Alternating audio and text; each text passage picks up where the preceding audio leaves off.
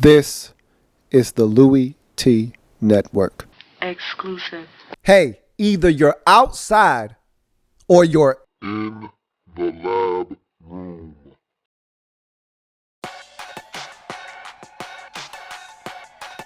Who else can it be? Me, your me, Louie T. Welcome. You are in the lab room. Of course, I'm your host, Lou. Thank you for joining me on this In the Lab Room exclusive. We got another trade. Wowzers! We talked about this yesterday. It is unbelievable how much movement is going on in the top three of the NFL draft this year. We talked about this on the In the Draft Room live series just a day ago about the movement that could potentially happen with the second or third overall pick in the draft. We talked about the Browns and their potential to be able to move out with either the 49ers or the Eagles. We talked about the Chargers having a chance to move back. It ended up being the Cleveland Browns. And what did I tell you yesterday? Believe half of what you see, none of what you hear, even if it's spat by me. But what happens when I'm spitting the truth? Then you need to believe me. Believe me. I'm the one that's bringing you the heat. So, we knew this was going to happen. I knew it was going to happen. You knew it was going to happen. We talked about it last night. Philadelphia Eagles turned out to be the team thirsty and hungry enough to come up to number 2 to get their guy. And I think the picture has become that much clearer. I think I've put the pieces of the puzzle together. I think you guys at home have done the same. I think we already know how this thing is going to end up now. So Rams are going to take Jared Goff at number 1. He's a Cowboy. He's going to stay at home. They need an attraction out there to sell out. I think that's going to be their angle. Go get the quarterback that's from the area that's going to bring people to the stadium and make them want to sit down and watch that team play football. So I think we know who the number 1 pick is. Because we know who the number 1 pick is, we can then deduce the fact that the Browns wanted Goff. He's no longer on the board. They have no interest in Carson Wentz, but there are other teams out there, including the Philadelphia Eagles, who really would have loved to have gotten their hands on him. So what do? They say, hey, you give us the second pick overall in the draft. We'll give you a bunch of stuff in return. Everybody's happy. You get to get a bunch of players onto your football team and help you start over. We get the quarterback that we so desperately desire. So Eagles make the switch. They come up to 2. They're going to take Carson Wentz. And then I think that's when all the fun begins in the 2016 NFL draft. So let's talk about this trade and what it means for both teams involved. Cleveland Browns ending up with 5 picks from the Philadelphia Eagles in total. Eagles get 2 picks, including the second overall selection in the 2016 NFL draft. Let's start with the team making the move out of the second selection, that being the Cleveland Browns. So we talked about last night Sashi Brown and John D. Podesta, the 2 new guys in charge of this organization in terms of personnel and how they love the analytics approach and how more is better for these guys. And they wanted to get younger. They wanted to start getting younger, cheaper labor onto this football team and more talent while they were at it. So they let a lot of guys walk in the offseason, including Travis Benjamin. They just cut ties with safety Dante Whitner. They didn't re-sign Mitchell Schwartz. They didn't re-sign Tashawn Gibson. They're looking to start anew. And so you knew that they wanted to get a big haul. You saw what the Titans were able to get from the trade with the Rams, and they said to themselves, man, we could use something similar to that. So what did? They got out of the second pick in the draft, traded back to number 8 with the Philadelphia Eagles. Here's what they received in return for making that move. They get the 8th overall selection from the Philadelphia Eagles. So they swap first round selections. Browns move back from 2 to 8. Eagles come up to the second selection in the draft. Browns also get a 3rd round pick. Eagles had 2. A lot of people don't realize that they had 2 3rd round selections, did the Eagles. So they give away the first of those 2 to the Cleveland Browns, 77th overall. So now the Browns have 2 3rd round selections.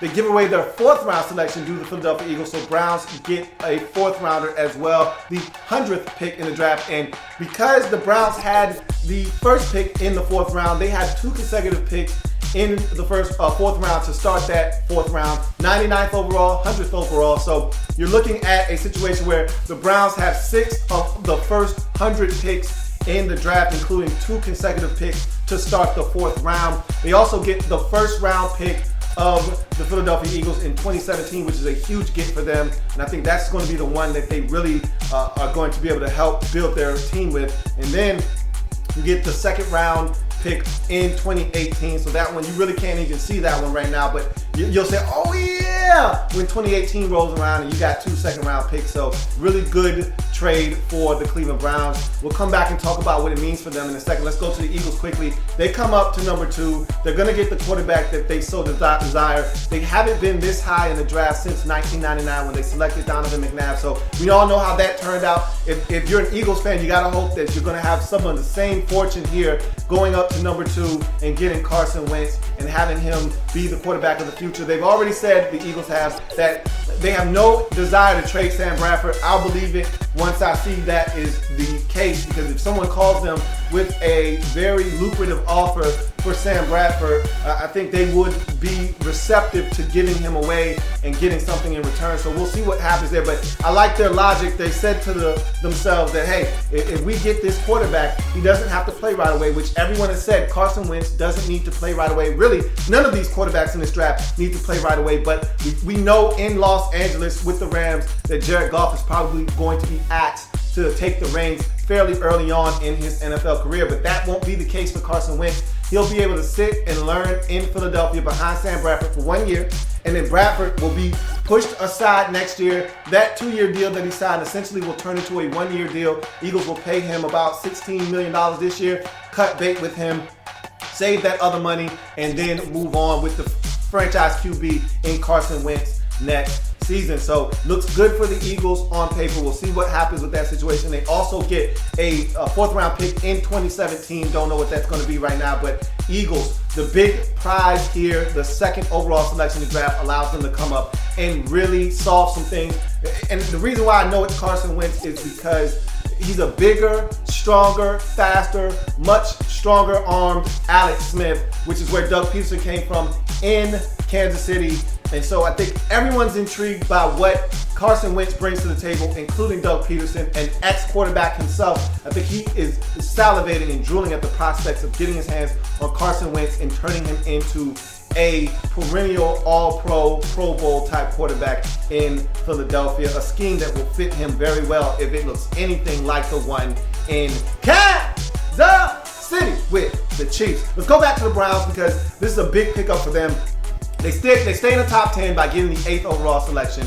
They also have 2 3rd-round selections. They have 2 4th-round selections, and they have a 2nd-round selection still. So 6 picks in the top 100 for the Browns. They're looking to do some serious damage and really upgrade this roster. Again, this is a team void of a lot of talented football players. So this is going to help them come along at a much more rapid rate in terms of getting better and competing in the AFC North division. So this is a team that not only is going to benefit from this trade this season, but having 2 first-round picks in a draft that is going to be very top-heavy next season could really benefit them, especially if the Eagles turn out to be a bad football team this year.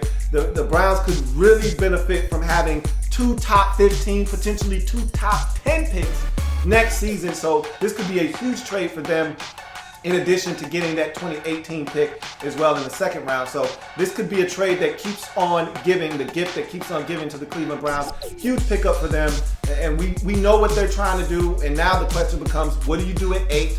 And what do you do moving forward, and how do you build this team? Do you build it from the offense and start building it that way, because you made a lot of moves defensively in the last couple of drafts to try to better your defense? Or do you split these picks in half, 3 on the offensive side, 3 on the defensive side, best player available? We'll see what the Browns do, but this is a big get for them because, again, 6 picks in the first 100 selections of this draft gives them some flexibility to do some things, and maybe even if they wanted to package together a couple of picks and move up, they could to get one particular player in question. So this draft has just went totally bananas in terms of trades at the top.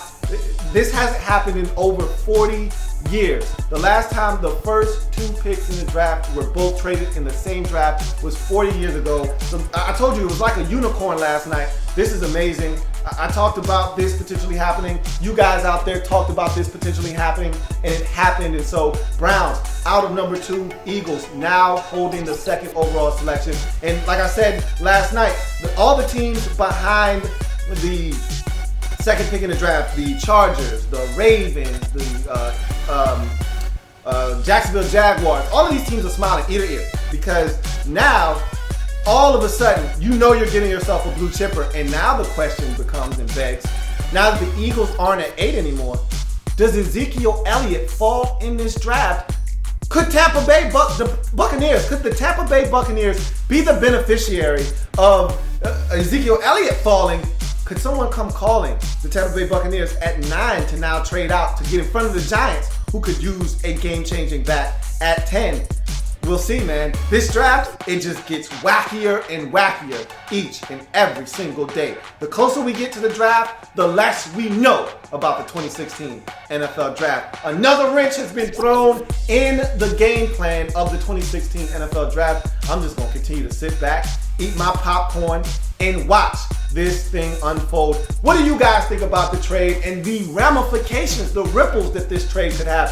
Ezekiel Elliott, much like Laramie Tunsil with the Titans trade, he could fall out of the top 5. Now Ezekiel Elliott, could he fall out of the top 10? Could the Buccaneers or some other team be the beneficiary of that and be able to trade out of their selection because someone would be thirsty enough, Miami Dolphins, to come up and get in front of the New York Giants and potentially get Ezekiel Elliott at 9. We'll see. What do you think? If it happens in the National Football League, whether big or small, we cover it all here in the lab. We'll come back and join me as I continue to break down anything and everything National Football League. We will discuss this at some point, whether it's next Tuesday on the In the Draft Room live series, or I just jump on and get live with y'all on Thursday. We'll see. We'll talk about it. What do you guys think? Let me know in the comment section. See you next time. There's plenty more where that came from. While you're here, subscribe to the channel.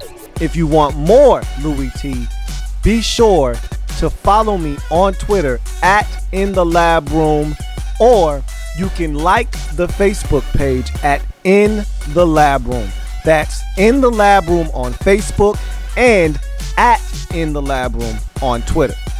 Don't forget, subscribe to the channel if you haven't already done so.